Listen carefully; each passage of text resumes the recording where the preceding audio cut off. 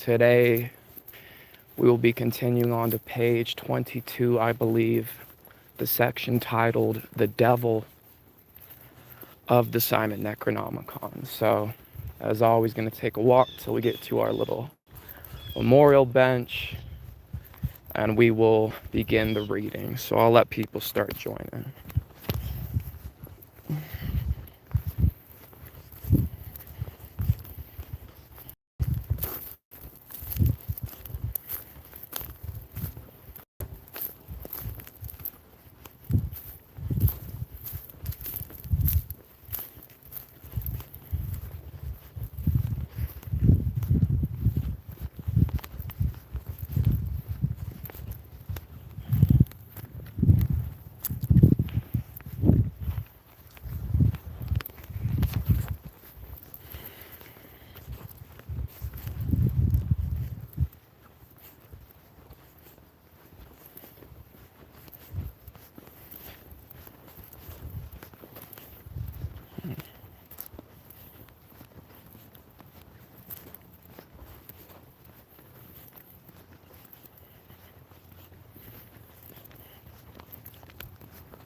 Hit up that dude Ein Soph that added me on Discord. Shout out that guy.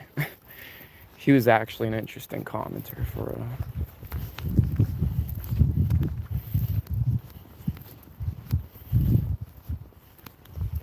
It is not about motivation.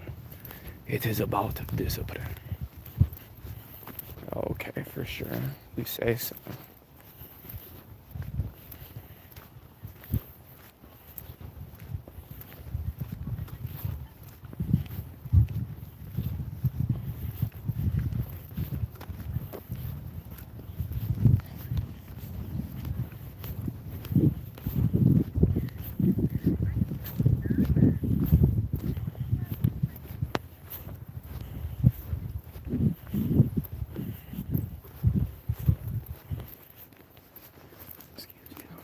Excuse you, bitch.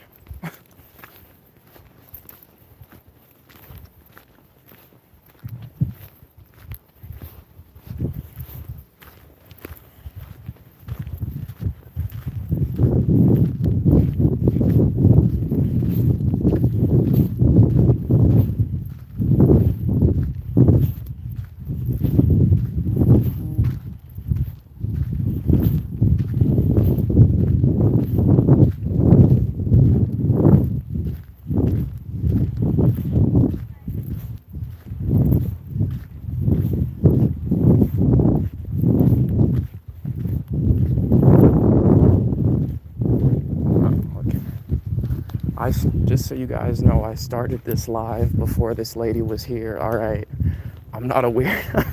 I'm just gonna put the camera down till this bitch gets out of my way, bro.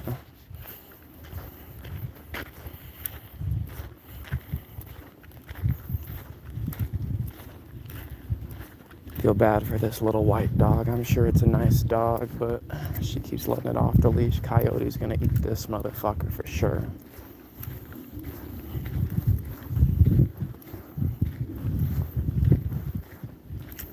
This bitch keeps looking back at me too. I don't like. We're following the same trail, dude.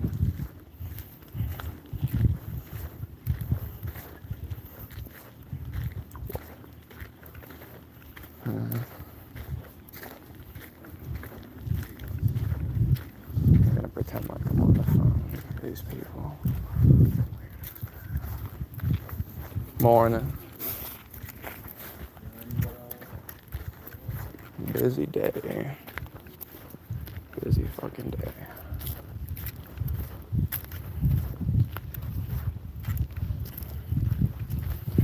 Alright, guys, I just got one more person.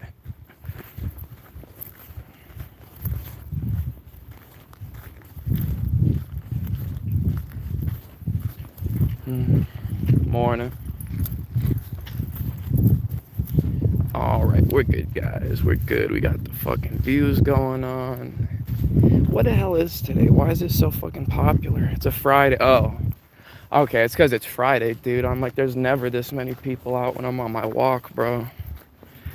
Thank you. Shout out my boy River Rat, #1 fan right there. I appreciate that. What do you which videos do you usually watch? Are you here for the psychedelics or the opioids or the conspiracy theories or what?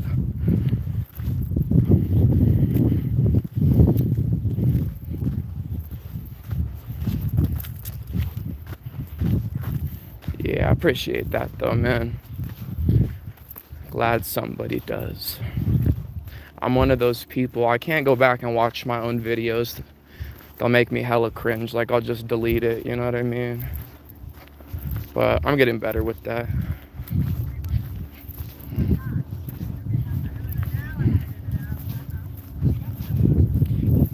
One second, pretend like I'm talking. Morning.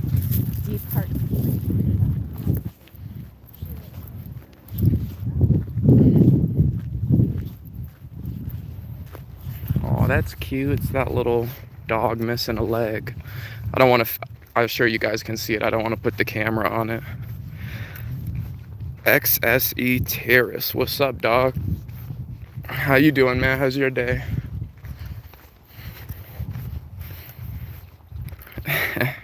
Berber Animations. What's up, y'all? Are you guys subscribers? Are you just stumbling upon the live? What's up? Oh, how do you pronounce it? How do you pronounce it?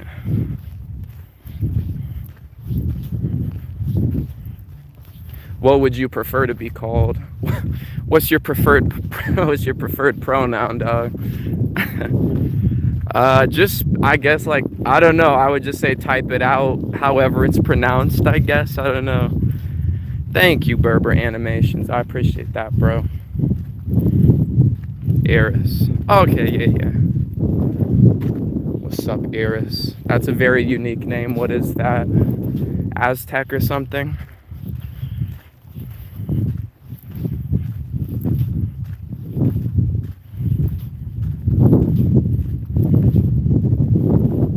Like the conspiracy theory videos, because we live in a... Yes, sir, we do. Yaldabaoth, the Archons, Prison Planet, Demiurge, whatever you want to call it. You can call them Archons or demons or vampire. It's all the same thing, bro. At the end of the day, it's Exit Iris. I misspelled it on purpose. Yeah. No, I feel you. Okay, yeah, I get you, dog.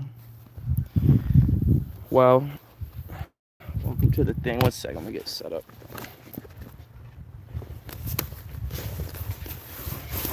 Morning.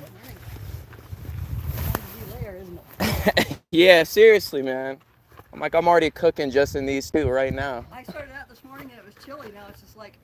Yeah, I got home, I had to take off my hoodie. I put it back on. It was still wet. I was like, I'm good. I'm just getting new clothes.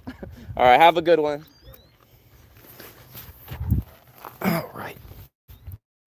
Oh, yeah, as always, rest in peace to this guy, Matthew Daniel Josie, July 27, 1989 to May 11, 2009. He died in the creek that goes around the whole town. You can't see it, but it's right there. He was caught up in the water, drowned to death, and died. So we're on his memorial bench right now. So all due respect, rest in peace to that guy, right? Yeah, nah, shout out River Rat though. You're definitely not wrong. We do live on a prison planet, that's for sure. Go to Reddit, follow the Reddit Escaping Prison Planet. Highly recommend if you have never seen it. But all right, as usual, we're continuing the series. We're still in the introduction, actually. XXVIII, so that's going to be page 28. The section entitled The Devil. So that's where we'll begin. We'll continue off from last time. All right. Morning. All right, so page 28 of the introduction. Ein Sof, he's really back. This guy. Hold on, I love this guy. I don't know if you added me on Discord, bro, but I sent you my Discord, dog. Shout out Ein Sof, man. This guy's always in the lives. I love it. All right. Serious time. Study time, guys. Be serious. Page 28, The Devil. Pazuzu was a prime example of the type of devil of which the Sumerians were particularly aware, and which they depicted constantly in their carvings and statues.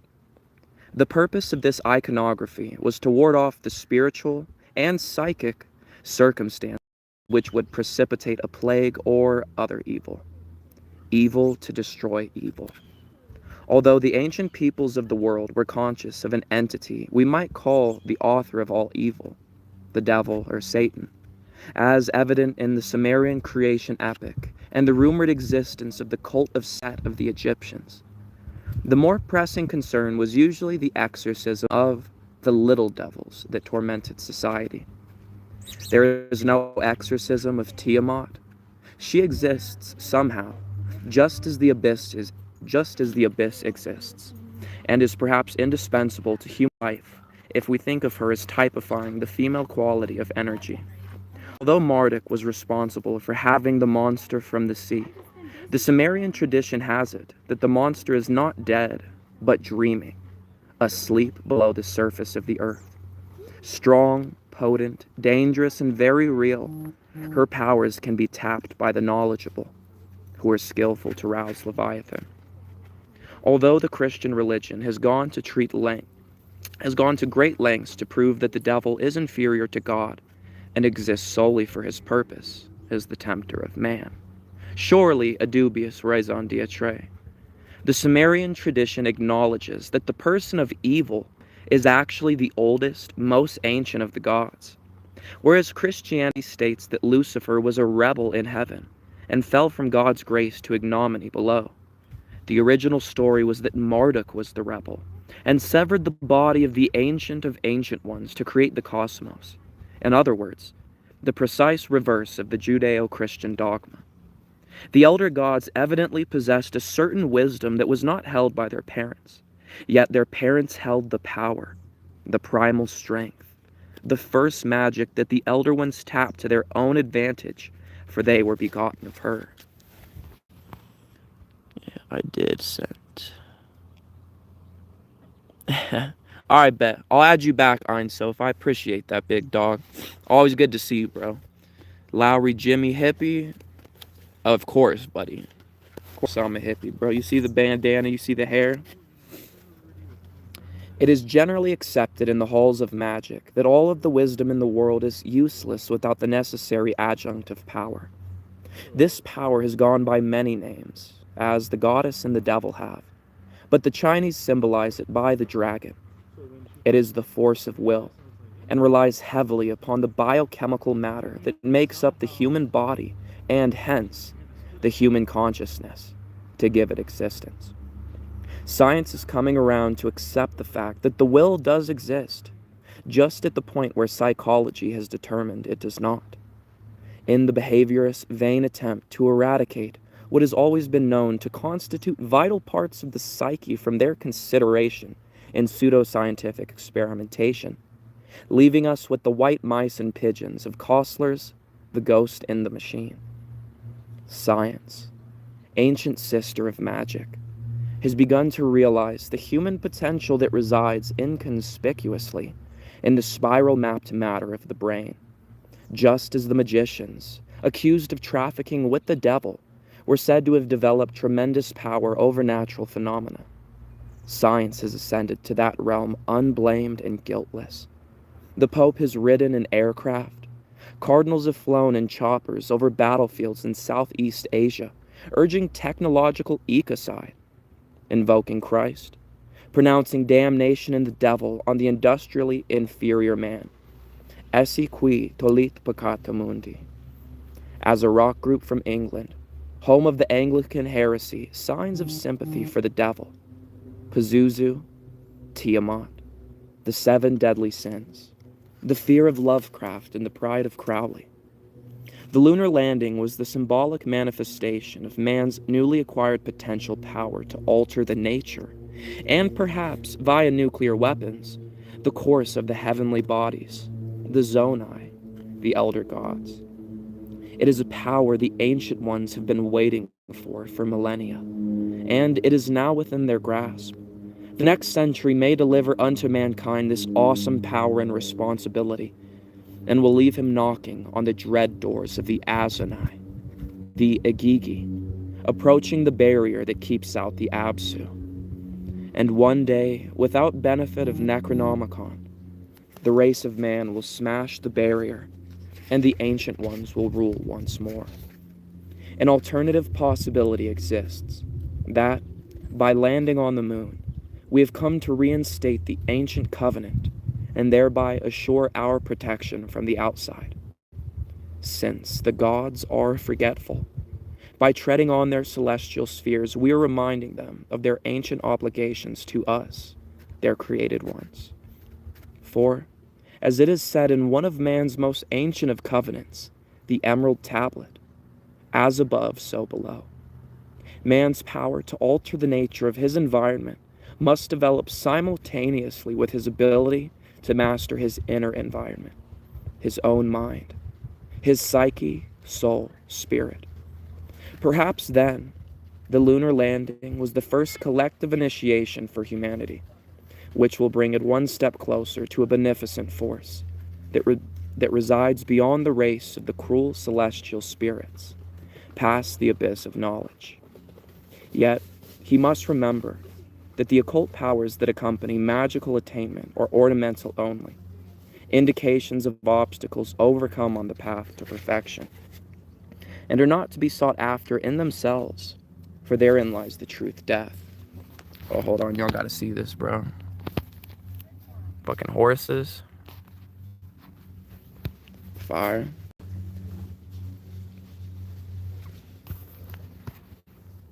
That's an interesting concept, Ein Sof. You know, I guess when I say there was an original language, you know, I get what you mean. Like, I would say it's probably like the original language was more like psychic communication, like telepathy, ancient sorcerers. Yeah, exactly. So yeah, when I say language, I get what you mean. I guess I'm not saying physical word language, but yeah, like we had our unified consciousness. Yeah, and we could just communicate Well, think about, do you think music, like think about higher vibrations and magical, you know, like binaural beats. Do you think it was communicated through word language, telepathy, or do you think it was even on a level to where the sound could, because I've been on psychedelics before where I'd hear a sound and it's like you could see, smell, taste, re-experience the memory that was associated with the sound just because all your five senses were combined into one sense. I think that's probably the original language, was like, I couldn't just tell you about my experience, but I could have you experience it, if that makes any sense. I guess that's what I would mean by like the original language, you know what I mean?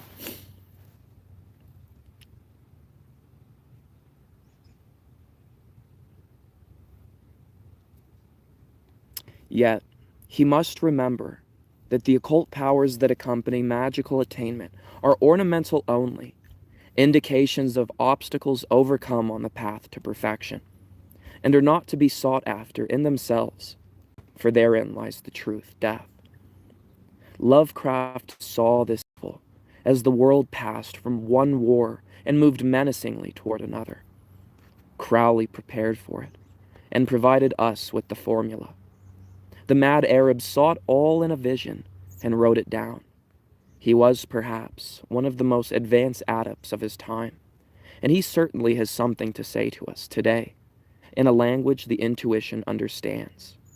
Yet they called him mad. Accompanied in the ranks of the insane by such madmen as Nietzsche, Artaud, and Reich, the mad Arab makes a fourth in the life and death game of cosmic bridge. They are all voices crying in that wilderness of madness that men call society, and as such were ostracized, stoned, and deemed mentally unfit for life. But for them, justice will come when we have realized that the ship of state and the ship of Saint Peter have become mere ships of fools, with captains who course the sea by stars, ignoring the eternal ocean. And then, we will have to look to the prisoners in the hold for navigational guidance. It is there, always, and Cthulhu calls. And that is the end of the introduction. We are now going to be entering the prefatory notes, Page XXXI, page 31 of the introduction. Prefatory notes.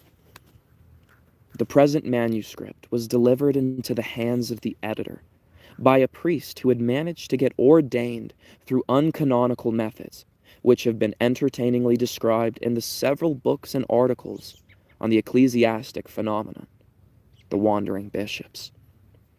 Just such an unorthodox prelate was Father Montague Summers, who wrote numerous books on demonology, witchcraft, and the like. Suffice it to say, we were rather doubtful as to the authenticity of the work before us.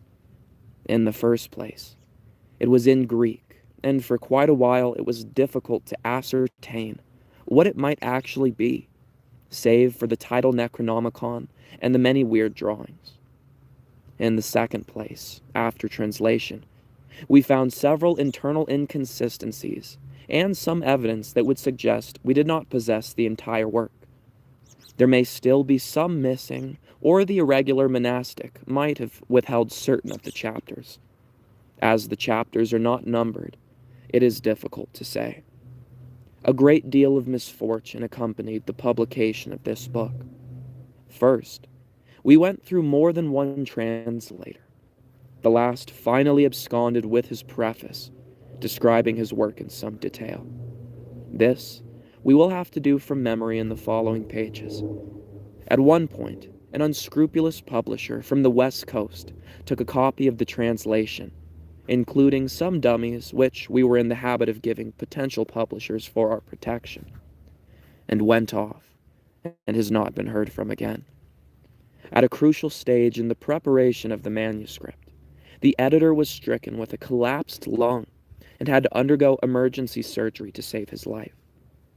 But let us proceed with a description of the contents of the Necronomicon.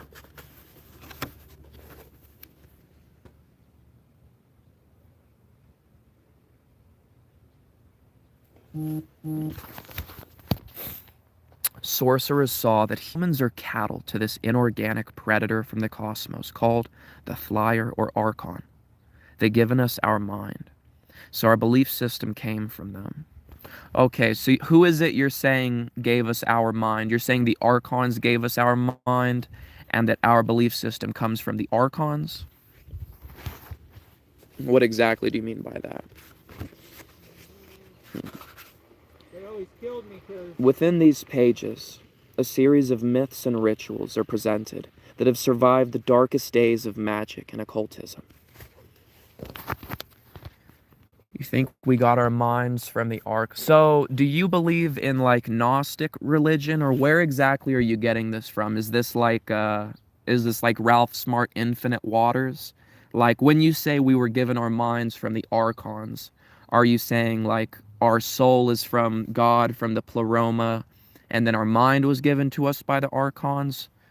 Oh, yeah, that's true. I forgot you really fuck with Carlos Castaneda. You know, honestly, bro, you're still gonna have to give me more recommendations. I read his one book, The Teachings of Don Juan, The Yaqui Way of Knowledge. But if you have any more, I'd be really interested to read more Carlos Castaneda. Have you ever read up on Ashid and Fardid? Worth the look. I've never heard of that. Is that a person or a book, or what is that? Elaborate, please. I'm interested in hearing. I just need a description. And if I exit out to look it up right now, it'll stop the live, so I'll definitely save it and look it up after this, but if you could give me just a little rundown, I would appreciate that. The exorcism and bindings of the famous Maklu text are here presented for the first time in English, although not completely, for the originals in their entirety were evidently not known to the author of the Necronomicon, nor are they to present scholarship. The various tablets upon which they were written being cracked and effaced in many places, rendering translation impossible. The Magan text, which comprises the creation epic of the Sumerians, with much later glosses, and the account of Inanna's descent into the underworld, along with more extraneous matter, is presented. The unique book entrance has no counterpart in occult literature, and the drawings of magical seals and symbols are wholly new to anything that has yet appeared on the contemporary occult scene, although bearing some resemblances to various diagrams found in the ancient Arabic texts of the last millennium. Although some of the characters found in these pages can be traced to Mandaic and Demotic sources, and are evidently of a much later date than the rites of Sumer, the overall appearance of the seals is quite unusual, almost surreal. The book begins with an introduction by the alleged author, the Mad Arab, the name that Lovecraft made famous. Abdul al-Hazred does not appear in our copy of the Necronomicon, and ends with a sort of epilogue by the same Arab. We have called the first part, the testimony of the Mad Arab, and the latter, the testimony of the Mad Arab, the second part. The second part is the most chilling. The author has, by his stage in the writing of his opus, become fearful for his soul and begins to repeat himself in the text, saying things he has already said in previous chapters as though having forgotten he had said them, or perhaps to stress their importance. The second testimony is riddled through with non sequiturs and bits of incantation. He does not finish the book. It trails off where he would have signed it, presumably in the Arab manner by giving his lineage. Instead, it ends before he can name himself or even relation. We can only imagine with horror what fate befell this noble sage. From the Carlos Castaneda Cosmology.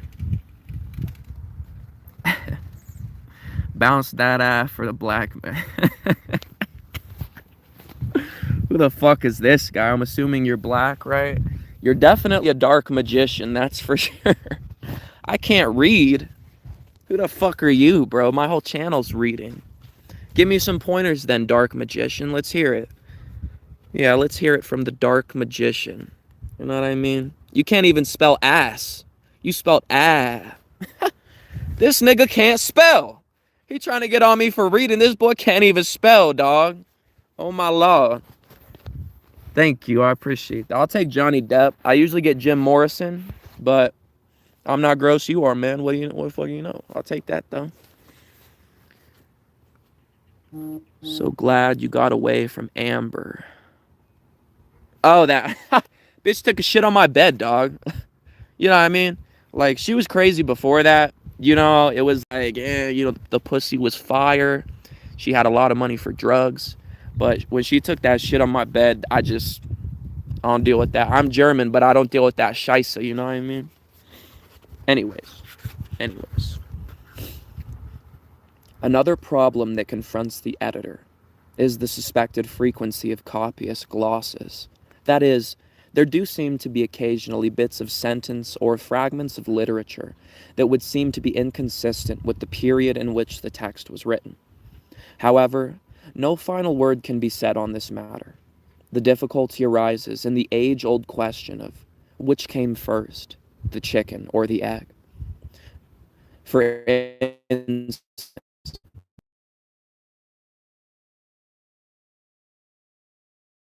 not down, therefore, into the darkly shining world, which might have been of Greek origin and not Zoroastrian.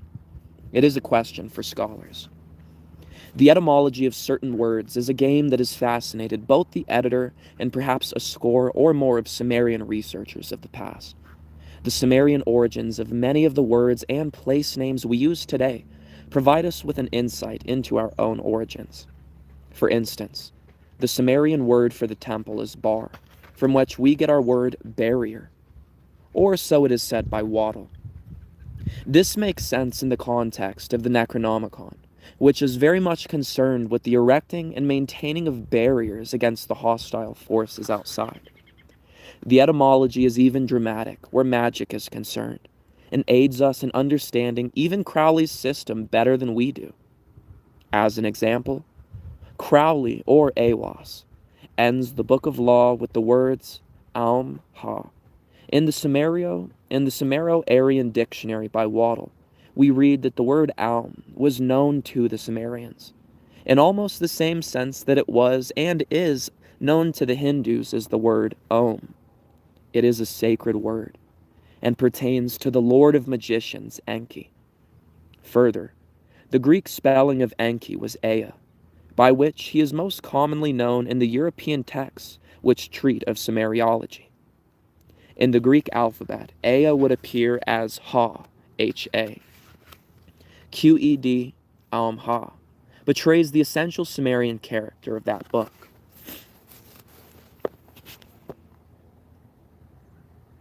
Castaneda sorcery came from the oldest advanced civilization known as the Olmec. They had real magical technology.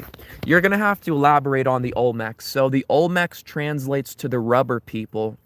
The Olmecs, it's famous in Mesoamerica. They were older than the Incas, the Mayas, the Aztecs. They left these giant stone carvings of human heads, and these features seemed very reminiscent of almost Polynesian or African facial features. And the rocks that the heads were carved out of, the stones were actually from Africa. So I'm going to have to do more research on the Olmecs. My homie Brian, shout out Brian Basket, my OG black uncle for real. Shout out him, though. He tried to put me on the Olmecs. I wasn't interested. Give me some more information, though, Einself. Elaborate. Like, when you say they're the oldest, how old do you mean, and how do you know that? Like, where are we getting this research from? All right. Everyone wait on. Einself's going to hit us with that information. In the meantime, we will continue. After the initial testimony, we come to the chapter entitled Of the Zonai and Their Attributes. Zonai is, of course, a Greek word and refers to the planetary or heavenly bodies, for they are zoned, i.e. having set courses in spheres. They are also known as such in the Chaldean oracles. The spirits or bodies that exist beyond the zonai are called the azonai, meaning unzoned. Whether this refers to the so-called fixed stars, having no sphere ascertainable to the early astronomers, or to the comets is unknown to the editor. Whatever the case may be, the zonai seem to include the 7 philosophical planets, i.e., including the Sun and Moon as planetary bodies, along with Mercury, Venus, Mars, Jupiter, and Saturn. Each has their own seal and their own number. Kenneth Grant, author of Aleister Crowley and the Hidden God, may be interested, or he may already know, that the number of the Sumerian goddess of Venus, hence of love and war, is 15. In many of the ancient tablets of that period, she is actually referred to as the 15, as a shortcut to spelling out the whole name in cuneiform, we assume. Grant made much of the goddess 15 in his study of Crowley's system as related to Tantricism, without mentioning the name by which the goddess is quite well known, or even mentioning her native country. After the chapter of Zonai, we come to the Book of Entrance, which is really a system of self-initiation into the planetary spheres, and may have something to do with the planetary arrangement of the steps of the ziggurats of Mesopotamia, which were 7-storied mountains. Not much is revealed to the potential candidate for initiation as to how these gates work or what he might find there, save to say that the key of one gate lies in mastering the gate before it. The mad Arab was either keeping a sacred secret or found human language inadequate to the task of describing what other initiates in similar systems have expressed in the vague abstractions of the truly illuminated, likening the experience to an LSD trip. The incantations of the gate follow, and are probably meant to accompany the preceding chapter, being prayers proper to each of the celestial gates. The conjuration of the fire god follows this, and resembles the other in its mixture of Greek and Sumerian phrases. It should be noted here that wherever a Sumerian phrase appears in the original MS, we have kept it as it is, untranslated, as we expect the mad Arab would have wanted it. Quite possibly, even he did not know the exact meanings of much of the conjurations in the old tongue, but viewed it as a barbarous tongue, which must be preserved because of its essential power. Indeed, with the publication of this book, Sumerian may become as popular among magicians as the strange, angelic language of Enochian, discovered by Dr. Dee in Elizabethan England. In Greek, in the original MS, a common incantation would look something like this, using Roman characters for the Greek.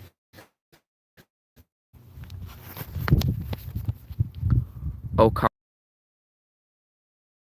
daemon, O daemon, numa to orano, thu matheti, numa tes ges domathate, O wicked god, O wicked demon, O demon. Spirit of the sky, remember. Spirit of the earth, remember. Yet, a word like Shamash, the name of the solar deity, would read Samas or Samos, and in the text of the Necronomicon, we would use the correct translation phonetic, which would make the word read like its original. The conjuration of the Watcher follows the fire god conjuration. The word Watcher is sometimes used synonymously with angel, and sometimes as a distinct race, apart from the angelos, egregori. The race of Watchers said not to care what they watch, save that they follow orders. They are somewhat mindless creatures, but quite effective. Perhaps they correspond to Lovecraft's Shoggoths, save that the latter became unwieldy and difficult to manage.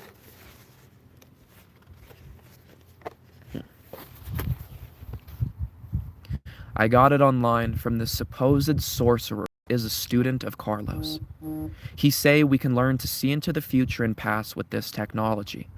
If I recall, it is around 11,000 years old.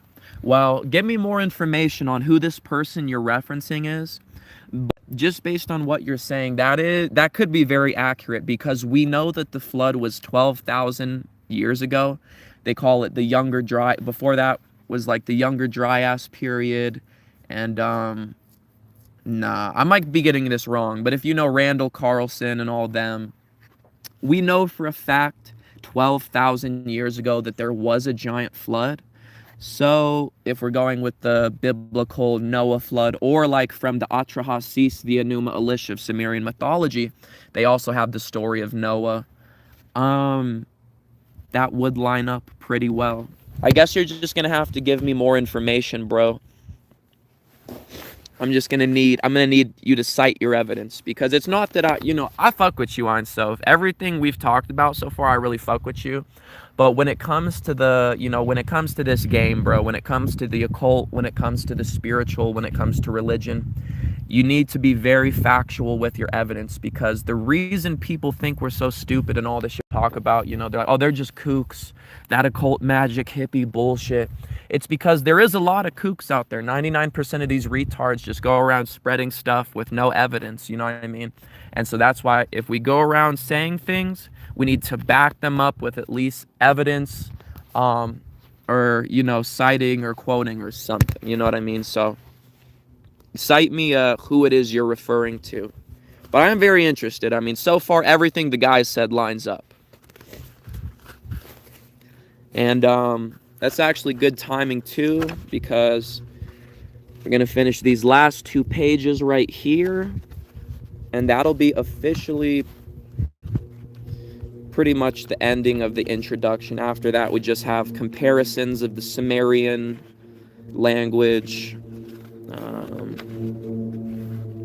Yeah, just comparisons, a couple conjurations, and then we will begin the actual Necronomicon. So, all right, guys, let's finish this up. I'm gonna walk home. We will end the stream tomorrow. We should go through all that, I imagine, and then we will beginning the actual Necronomicon. Thank you for everyone that has listened and followed this far. Let's finish up this intro, guys.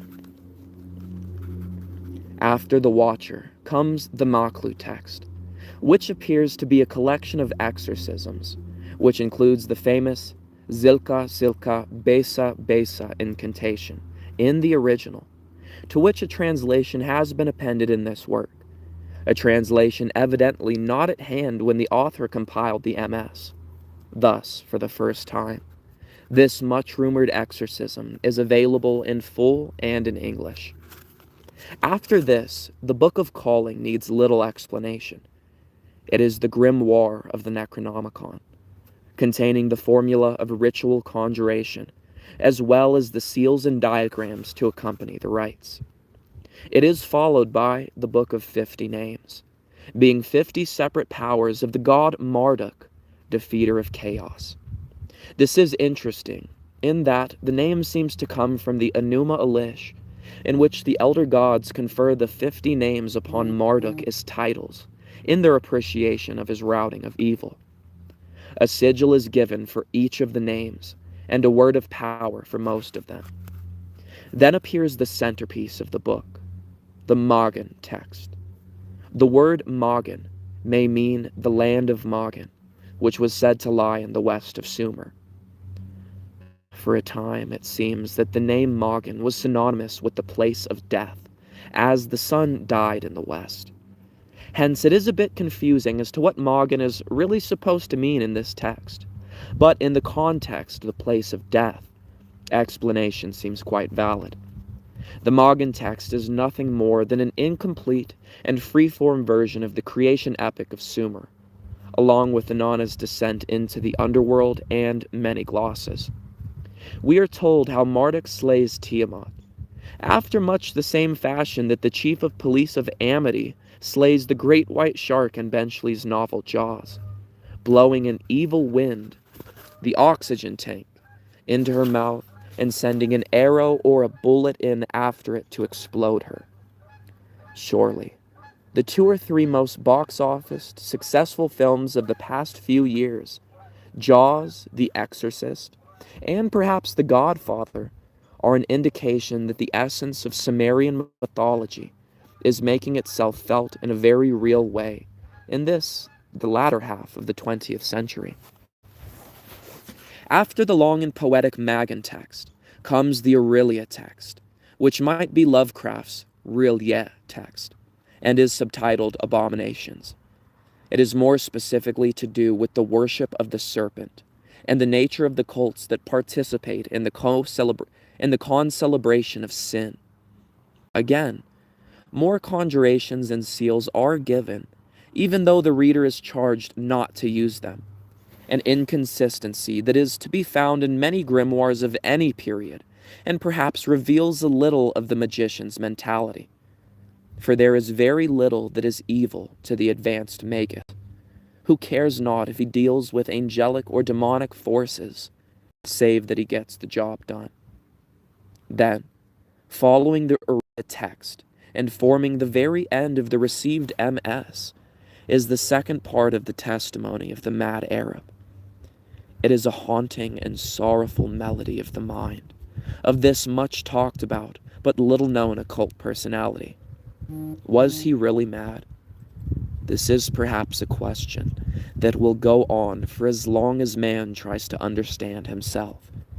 Himself is a part of the cosmic dance and spiral, which includes the satanic as well as the deific, the sad as well as the happy. Perhaps the Arab was privy to some otherworldly secret that he could not reveal. Perhaps he had opened the door by mistake, his own personal gate to the abyss, and was forced to cross its threshold into the unknown. We may never know, or we may never wish that we had. The editor, New York City, New York, October 12th, 1975.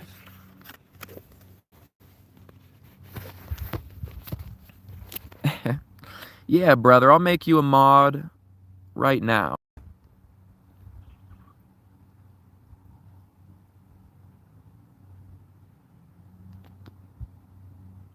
Okay, bro, you're now a moderator. I appreciate that, dog. Hell yeah, bro. I'll respond to you on Discord. Good seeing you as always, brother. Thank you for viewing. And we'll have to set up something sometime, dude. We can chat. Because me and the homies do live streams on Twitch. I don't know if you play Fortnite at all, but we usually just play Fortnite. If you ever want to hop on, I don't know if you game, bro, but just let me know. I'd be more than happy to have you come chill with the homies. Put us on some Carlos Castaneda, you know what I mean? But, all right, guys.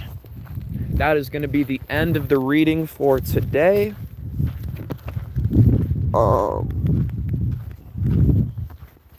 So that was the end of the introduction. I mean, technically, we're still in the introduction, prefatory notes, whatever. Finished all the official stuff. Tomorrow, we're just going to see all these, mostly just, honestly, it's language comparisons. It's going to show you, this is the Sumerian word. Like, let's say, like, we have Cthulhu, right? And then it'll show you the Sumerian word Cthulhu. So you have Lovecraft's Cthulhu. You have Cthulhu from Sumeria, and then it will also give us one of Aleister Crowley's Thelemic, whatever the equivalent to Cthulhu would be. Well, let me just look. I'm talking like I don't have the fucking book in my hand, guys. Let's just see if they even have that.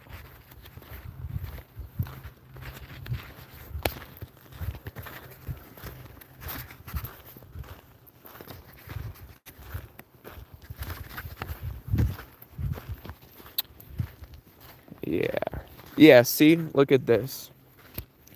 So in Lovecraft's mythology, you have Cthulhu. In Crowley's mythology, you have the Great Beast as represented in Cthulhu 666. And in Sumer, you have Cthulhu or Cthulhu.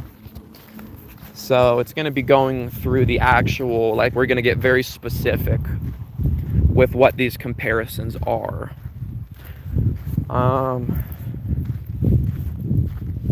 But yeah, that's it, guys. I'm going to walk home. If anyone has anything they'd like to say before we end stream, feel free to drop a comment. But if not, as usual, we'll just make it to this little hill. And then I'm going to dip out. Today, what is it right now? It's only 10:30. So I got to go. I'm going to take the bus up to Longmont. I'm going to go try to get a job in Longmont, like a good job, like at USPS. Then I'm going to go down to Gun Barrel. Try to just wish me good luck, guys. I'm gonna try to get it real good. I'm trying to get one of these like library USPS, like a city government job. Maybe not government, because we obviously saw for the last 42 fucking days our government's been shut down, which is crazy. If you, because think about this, guys, the government was shut down for 42 days. I didn't even notice a single difference in my daily life, bro. You know what I mean? Like, I wasn't on EBT. So, obviously, I feel bad for the people who aren't EBT. They really need it. They really deserve it, obviously. But, isn't that crazy to you guys, though? Think about it, dude. Our government was gone for a month, a week, and then even a couple days beyond that. And, it didn't make a fucking difference in my life, bro. You know what I mean? But, alright. Well, as always, Ein Sof. You're now a moderator. Use your powers wisely. I'll hit you up on Discord. Thank you, everyone, for watching, and everyone who will eventually watch this. Tune in tomorrow morning for the usual. And may God bless you all. I'll see you later.